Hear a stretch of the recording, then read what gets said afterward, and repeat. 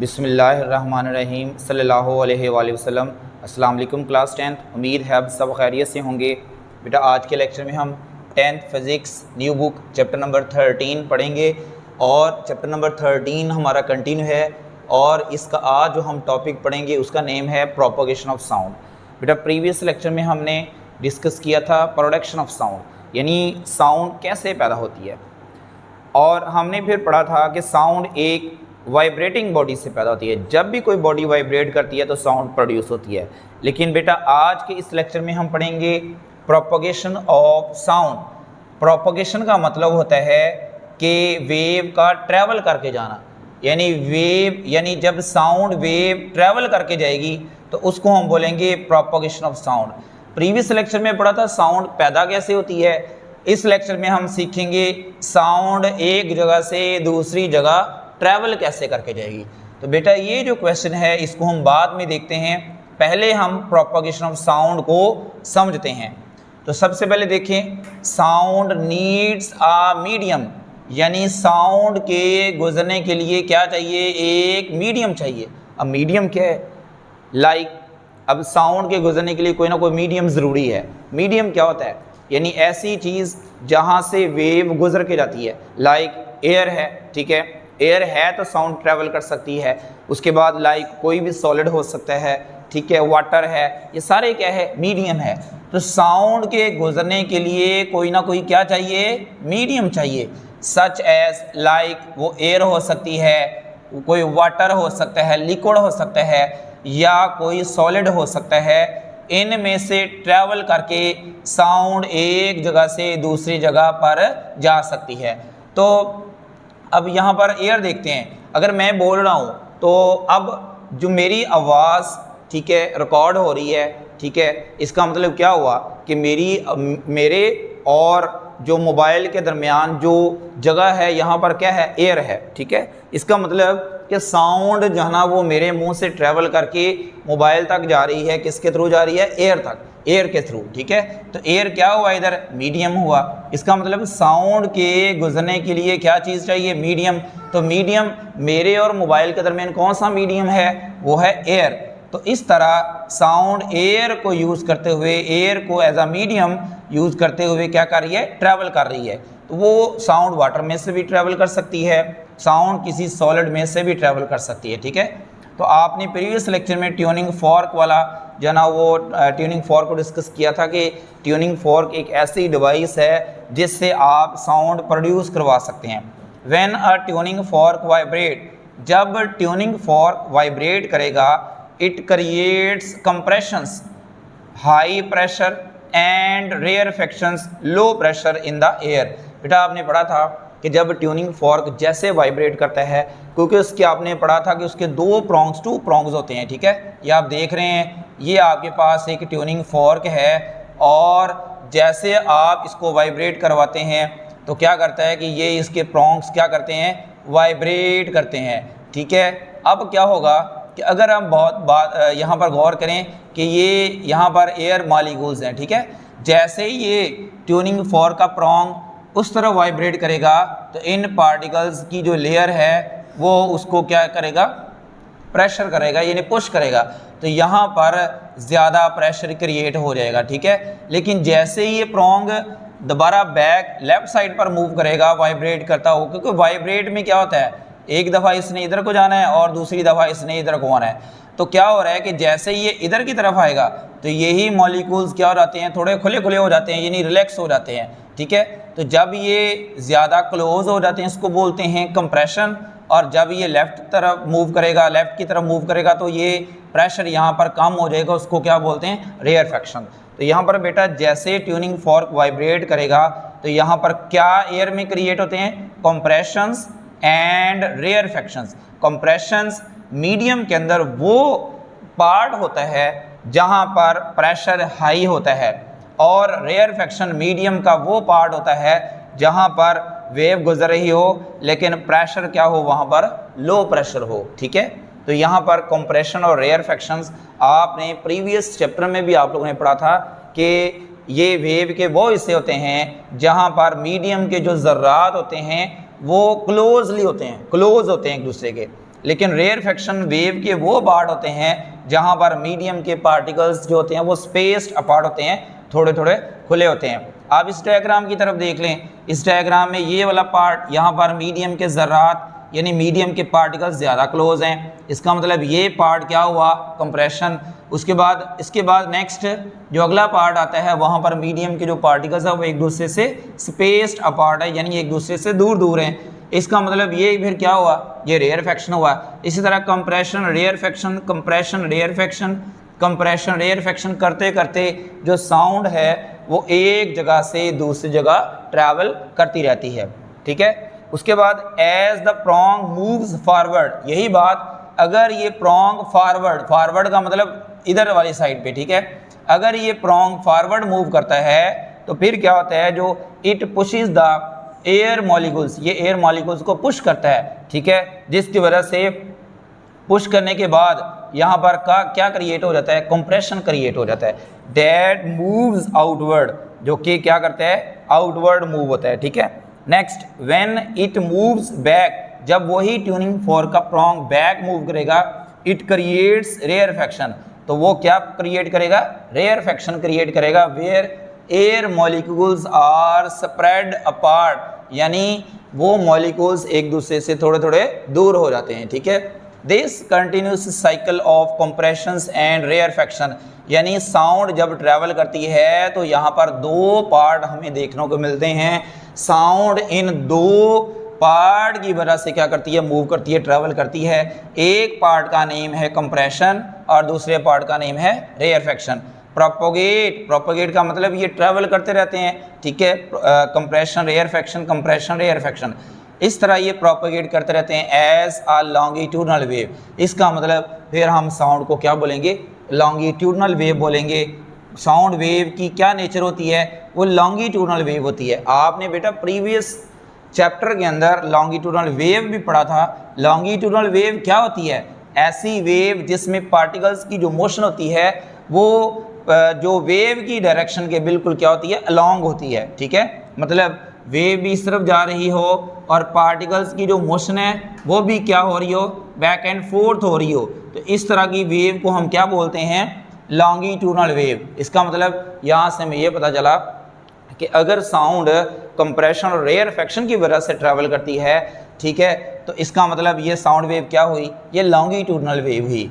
Meaning air molecules move in the same direction as the wave. अगर particles की motion या molecules की motion wave की motion के बिल्कुल अलॉन्ग हो, दोनों की डायरेक्शन सेम हो, इसका मतलब वो लॉन्गिट्यूडनल वेव होती है। इसका मतलब साउंड वेव क्या है, एक लॉन्गिट्यूडनल वेव है, समझ लगी है। उसके बाद नेक्स्ट है the wavelength of a sound wave is the distance between two successive compression.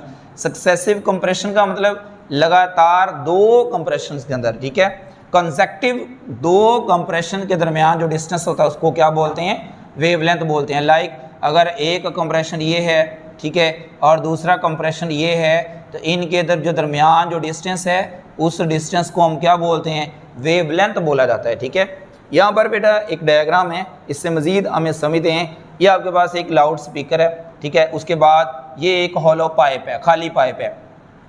यहाँ से क्या हो रहा है, स्पीकर को जैसे ऑन करते हैं तो स्पीकर का जो डायफ्राम होता है वो वाइब्रेट करता है। तो फिर क्या होता है कि इस पाइप के अंदर दो पार्ट हमें नज़र आ रहे हैं, ठीक है। एक वो पार्ट यहाँ मॉलिक्यूल्स एक दूसरे के करीब करीब हैं, दूसरा वो पार्ट जहाँ पर मॉलिक्यूल्स एक दूसरे से दूर दूर हैं। यानी ये दो पार्ट बनते हुए ये वेव क्या करती है, साउंड ट्रैवल करती है। ये हो गया कंप्रेशन, ये रेयरफेक्शन, ये कंप्रेशन रेयरफेक्शन, कंप्रेशन रेयरफेक्शन। इस तरह ये लाउड स्पीकर की जो साउंड है वो यहाँ से चलती हुई ये पाइप के अंदर मूव करती रहती है और ट्रैवल करती रहती है, और इस ट्रैवल करने को हम क्या बोलते हैं, प्रोपोगेशन ऑफ साउंड वेव। अगर हम यहाँ पर गौर करें तो हम यहाँ पर एक वेव बनाते हैं, ठीक है। इस वेव में ये क्या होता है, इस तरफ हम ऊपर की तरफ लेंगे, ऊपर की तरफ हाई प्रेशर शो हो रहा है और नीचे की तरफ लो प्रेशर शो हो रहा है, और इस तरफ क्या है, टाइम। अब आप ज़रा गौर करें कि ये है कंप्रेशन, इसका मतलब ये वेव यहाँ से स्टार्ट हुई और यहाँ पर आ गई है, इसका मतलब ये मैक्सिमम प्रेशर को शो कर रही है। यानी कंप्रेशन में क्या होता है, मैक्सिमम प्रेशर होता है। उसके बाद जैसे ही ये रेयरफेक्शन आई है तो वेव जो है ना वो दोबारा ये देखें, अब चेक करें कि रेयरफेक्शन में जो प्रेशर है वो क्या हो गया, कम हो गया। इसी तरह कंप्रेशन में फिर हाई प्रेशर, फिर रेयरफेक्शन में फिर लो प्रेशर, कंप्रेशन पे हाई प्रेशर और रेयरफेक्शन पे लो प्रेशर। ऐसे करते करते ये वेव जो है ना वो क्या करती है, प्रोपोगेट करती है। साउंड वेव कंप्रेशन रेयरफेक्शन की फॉर्म में प्रोपोगेट करती है। इस वजह से साउंड वेव को हम क्या बोलते हैं, लॉन्गिट्यूडनल वेव बोलते हैं। ठीक है, उसके बाद बेटा इस चीज़ को हम मज़ीद समझते हैं एक्टिविटी के थ्रू। एक्टिविटी में ठीक है, पैराग्राफ आपकी बुक पर लिखा हुआ है, मैं आपको डायग्राम से इसको एक्सप्लेन करूंगा, समझाऊंगा, आप फिर उस पैराग्राफ को पढ़ेंगे तो आपको आसान लगेगा। डायग्राम ज़रा देखें। सबसे पहले ये एक बेल जार है, आपको नज़र आ रहा है एक बेल जार, ठीक है, और इसके अंदर क्या लगा हुआ है, एक इलेक्ट्रिक बेल लगी हुई है। उसके बाद ये क्या है, कॉर्क, ठीक है, ये इस इलेक्ट्रिक बेल को यहाँ से सपोर्ट देगा। उसके बाद ये क्या है, एक स्विच लगा हुआ है और पावर सप्लाई यानी तारें लगी हुई हैं इसके अंदर दो, और जिसकी वजह से ये बेल क्या होगी, ऑन होगी, जिसको हम बोलते हैं पावर सप्लाई। और बेटा नीचे एक लगा होता है वैक्यूम पंप। वैक्यूम पंप का क्या काम है, ये इस जार से एयर को रिमूव भी कर सकता है और दोबारा एयर बाहर से इस जार में इंटर भी कर सकता है। ठीक है, तो अब हमने क्या करना है, सबसे पहले पावर सप्लाई ऑन करनी है। पावर सप्लाई हमने ऑन करनी है। जैसे पावर सप्लाई ऑन होगी यानी स्विच ऑन हो जाएगा तो फिर ये बेल हमें मतलब रिंगिंग इसकी होती हुई सुनाई देगी, यानी बेल बजती हुई सुनाई भी देगी और बाहर से हमें ये बजती हुई दिखाई भी देगी, यानी बेल रिंगिंग करते हुए सुनाई भी देगी और बेल हमें बाहर से रिंगिंग करते हुए दिखाई भी देगी। अब दोनों काम हो रहे हैं। अब हमने क्या करना है, ये इस जार के अंदर आपको पता है कि एयर है, ठीक है, अब आपने इस वैक्यूम पंप को ऑन कर देना है। ये वैक्यूम पंप क्या करेगा, इस जार से जितनी भी एयर है वो आहिस्ता आहिस्ता क्या करना शुरू कर देगा, बाहर निकालना शुरू कर देगा। जैसे एयर बाहर निकलना शुरू होगी तो हमें जो बेल की जो आवाज़ है वो मध्यम सुनाई देना शुरू कर देगी, यानी जैसे जैसे एयर निकलती जाएगी बेल की आवाज़ मध्यम से मध्यम होती जाएगी और एक वक्त आएगा कि बेल की आवाज़ बिल्कुल ख़त्म हो जाएगी। जब सारी हवा जार से बाहर निकल जाएगी इसका मतलब बेल की आवाज़ बिल्कुल क्या हो जाएगी, ज़ीरो हो जाएगी, ख़त्म हो जाएगी। अब यहाँ से हमें ये पता चल रहा है कि अगर एयर थी तो बेल की आवाज़ सुनाई दे रही थी, अगर एयर ना हो तो बेल की आवाज़ सुनाई नहीं देगी। और हम यही तो पढ़ रहे हैं कि प्रोपगेशन ऑफ साउंड के लिए क्या चाहिए, एक मीडियम चाहिए। मतलब उस जार में मीडियम था यानी एयर थी तो हमें बेल बजती हुई दिखाई भी दे रही थी और सुनाई भी दे रही थी। जैसे इस एयर को सारी को रिमूव कर देंगे तो क्या होगा, हमें बेल सिर्फ दिखाई देगी बजती हुई लेकिन उसकी हमें कोई आवाज़ सुनाई नहीं देगी, क्योंकि जो मीडियम था एयर वो सारे का सारा हमने क्या कर दिया है, रिमूव कर दिया है। उसके बाद फिर क्या करेंगे, जब हमें कोई आवाज़ नहीं आएगी और बेल बजती हुई दिखाई दे रही है लेकिन सुनाई कुछ नहीं दे रहा, फिर हम क्या करेंगे, थोड़ी देर के बाद वैक्यूम पंप के ज़रिए दोबारा बाहर से एयर को आहिस्ता आहिस्ता इस जार के अंदर दोबारा हमने इसको इंट्रोड्यूस करना है। जैसे इस एयर को दोबारा बाहर से अंदर भेजेंगे तो बेल की आवाज़ दोबारा आहिस्ता आहिस्ता दोबारा सुनाई देना शुरू कर देगी। इस तरह जब सारी हवा बाहर से जो है ना वो सिलेंडर के अंदर इस जार के अंदर चली जाएगी, इसका मतलब कि बेल हमें जिस तरह पहले सुनाई दे रही थी ऐसे ही बेल की आवाज़ सुनाई देगी। इसका मतलब क्या हुआ कि जब हवा अंदर फुल थी बेल हमें सुनाई दे रही थी, जैसे सारी हवा बाहर निकाली और बेल की आवाज़ सारी गायब होगी। इसका मतलब यहाँ पर हमें यह पता चल रहा है कि साउंड के गुजरने के लिए हमें क्या चाहिए, मीडियम चाहिए। अगर मीडियम है तो साउंड हमें सुनाई देगी, साउंड ट्रैवल कर पाएगी। अगर मीडियम अंदर है ही नहीं है यानी सारी हवा बाहर निकाल दी है, इसका मतलब अंदर तो वैक्यूम है, ठीक है। जब सारी हवा बाहर निकल गई तो अंदर क्या हो जाएगा, वैक्यूम। जब वैक्यूम हो जाएगा इसका मतलब कोई मीडियम नहीं है, वैक्यूम का मतलब है कोई मीडियम नहीं है। जब कोई मीडियम ना हो तो साउंड प्रोपोगेट ही नहीं कर सकती, ठीक है।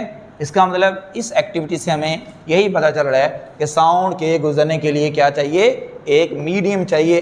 अगर मीडियम नहीं है तो साउंड प्रोपोगेट नहीं कर सकती, ठीक है। उसके बाद एक ब्रेन टीजर है बच्चों, if sound is created by vibrations कहता है कि अगर साउंड जो है ना वो वाइब्रेशन से पैदा होती है, how do particles move when sound waves pass through air. फिर ये जो पार्टिकल्स एयर के होते हैं, ये इनकी मूवमेंट कैसी है, वो एयर के पार्टिकल्स की मूवमेंट कैसी होगी कि अब अगर साउंड एक वाइब्रेशन से क्रिएट हो रही है तो वो जो पार्टिकल्स मूव कर रहे हैं वो एयर में उनकी जो मोशन है वो कैसे होगी। तो बेटा आपको पता है कि जब साउंड एयर से गुजरती है तो वहाँ पर क्या होता है कि कंप्रेशन और रेयरफेक्शंस क्रिएट होते हैं, और जिसकी वजह से साउंड प्रोपगेट करती है। The particles of the air move back and forth, यानी पार्टिकल्स जो एयर के हैं वो बैक एंड फोर्थ मूव करेंगे in the same direction as sound wave. जिस डायरेक्शन में वेव जा रही है, जिस डायरेक्शन में वेव जा रही है उसी डायरेक्शन में वेव के जो पार्टिकल्स हैं वो बैक एंड फोर्थ मूव कर रहे हैं।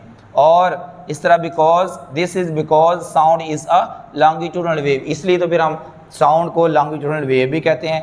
As wave passes it creates compression and rarefaction, तो यहाँ पर कंप्रेशन और रेयरफेक्शन बनते हैं जिस वजह से साउंड जो है ना वो क्या करती है, ट्रैवल करती है। तो बेटा ये क्वेश्चन है, एक टिड बिट है, पेज नंबर 47 है। यहाँ पर क्वेश्चन है Y sound can not travel through vacuum. ठीक है, अब हमने ये टॉपिक सारा पढ़ लिया ना, अब इस क्वेश्चन की आपका समझ आएगी कि साउंड वैक्यूम में से क्यों नहीं गुजरती। पेज नंबर 47 पे टिड बिट पे इसका पूरा बॉक्स इस क्वेश्चन का आंसर है। ये बच्चों ये क्वेश्चन आपने टिड बिट पे नोट करना है।